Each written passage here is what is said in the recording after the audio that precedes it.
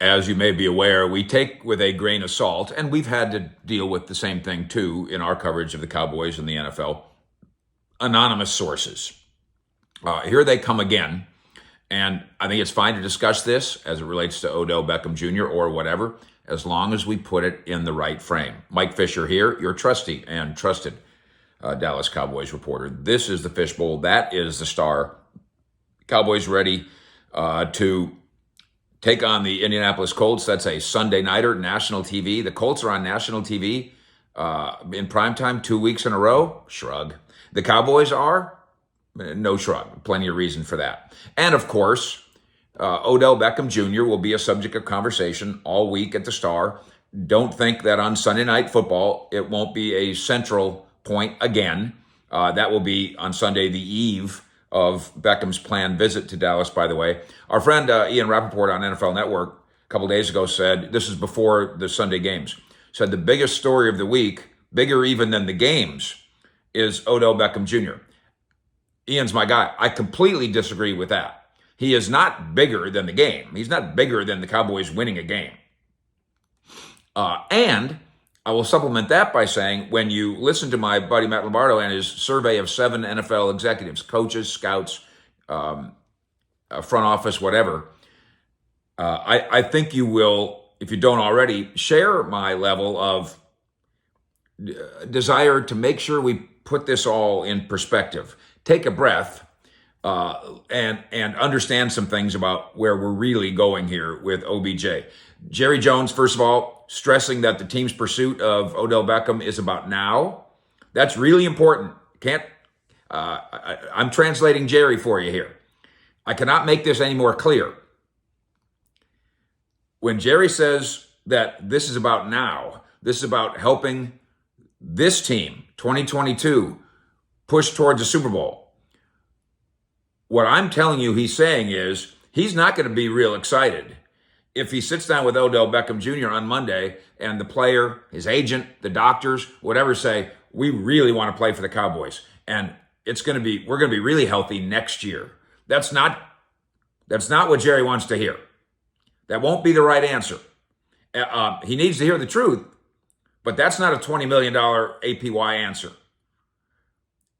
That doesn't preclude the Cowboys from doing it. I'm just saying Jerry is giving you a hint right now, if you'll listen. And in that regard, this handful of NFL executives is predicting that the Cowboys won't get what they want. The survey of 7 people via Heavy, where for all the fun they have, Matt Lombardo does a good job there. Matt Lombardo he's talking to these people. He's good at his job. And it's my job to provide some foundational framework. So, survey of 7. And there's 2 major themes to file away here. 1, Dallas, to this group of 7, seems like the favorite. 2, the former All-Pro wide receiver, so instrumental to what the Rams did last year in their march to the Super Bowl. Then he gets hurt, tears up his knee in the Super Bowl, now proclaiming that his right knee is healthy. His people are proclaiming.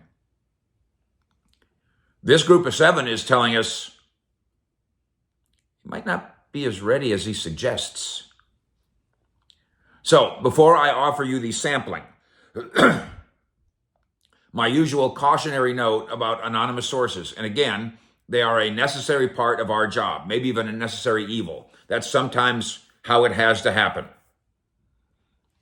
If it was good enough for Watergate, it sometimes is going to be good enough for cowboy trade ideas. Adam Schefter the other day wrote an ESPN report that is actually just a cover your ass gossip rag item.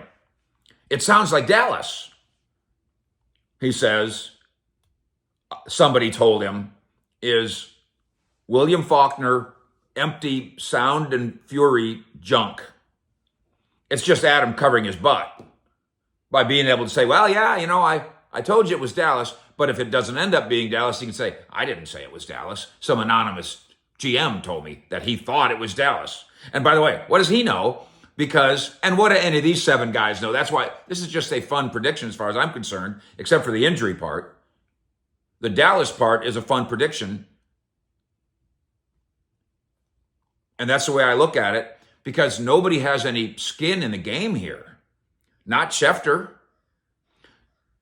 not Matt, and not any of these anonymous NFL GMs, coaches, and scouts. One of them, by the way, an agent that he talked to. These people don't have skin in the game. When you guys ask me, what do you think the percentage is that Odell Beckham Jr., and I get this asked all the time, what's the percentage? I decline to answer because I think that's a fake game to pretend that I have a percentage when not even Odell Beckham Jr. knows what the percentage is. So how could I possibly know? It's a fun fake game, but I don't have time for it. So I'm just going to tell you what is happening, and then I'll tell you what I think about it, and then we'll exchange ideas on it all. It's a really simple job that I have. If you boil it down the way I do, I collect information,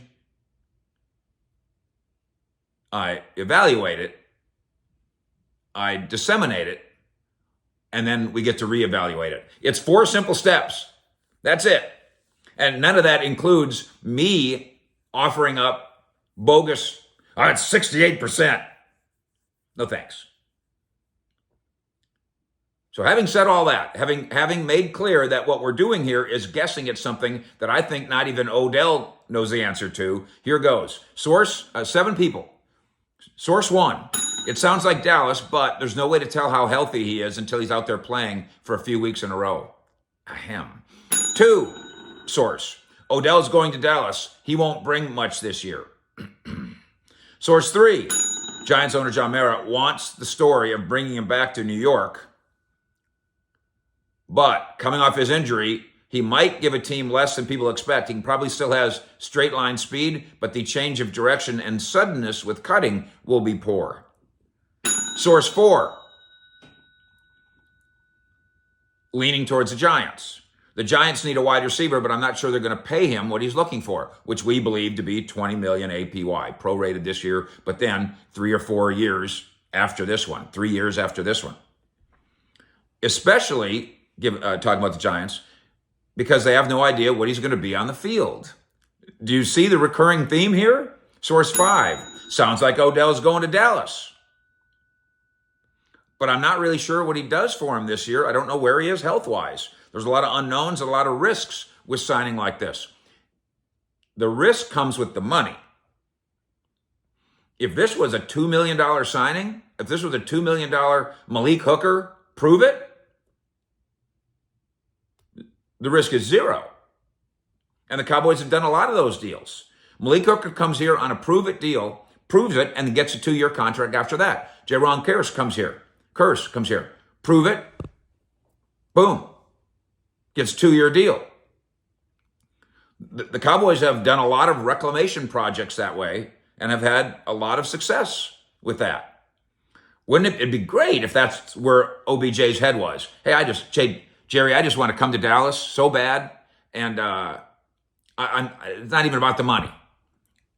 I'm willing to just prove myself and sign a 1-year contract for this year, help you out, let's go win a Super Bowl, and then after I've established what a big help I am, then I want to sit down with you, because then after I do that, somebody will give me $20 million APY next year. That'd be great for the Cowboys if he'd say yes to that. But why should he? Unless he must. Unless Giants, Bills, Cowboys, the 3 teams that seem to be on the top of his totem pole. And then, by the way, on top of that, anybody else who's not, who says, now, wait a minute, this is the Eagles calling. We know that we haven't been on your list and you haven't been on ours, but we notice that nobody's given you $20 million. We'll give you 15. Hey, here's the Niners. We heard they'll give you 15. We'll give you 16. So this could be a bidding war from 0 up, or it can be a bidding war from 20 up. But all these questions linger. Source 6, He'll wind up signing with the Giants, Cowboys, or Bills, but for a guy with all the concerns away from the field, it's airplane talk. And coming off the blown out knee, you have no idea what the rehab's been because it hasn't been with any teams or in any facilities. Huge risk. And source 7. I think he goes to Dallas. They have the need. But what he brings is up in the air, no pun intended, because of the knee. This source, by the way, says if he's healthy, he brings reliable hands, route runner, supplementary player to your passing offense. He's not a superstar anymore. Now, I don't know how we know that. He was kind of a superstar the last time we saw him.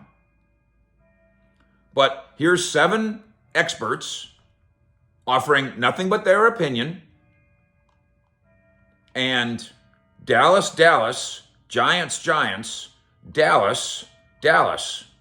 4 Dallases and 2 Giants in that bunch. And all 7 of them.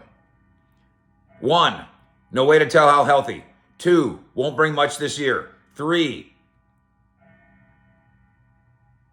might give you less than expect. 4, no idea when he's going to be on the field. 5, I don't know where he is health-wise. 6, it's a huge risk because we don't know about his rehab. 7, what he actually brings is up in the air. All 7 bring up what is the central issue until Odell Beckham Jr. proves them wrong. Proves them wrong on Thursday in New York, proves them wrong on Monday in Frisco, proves them wrong when he goes to Buffalo.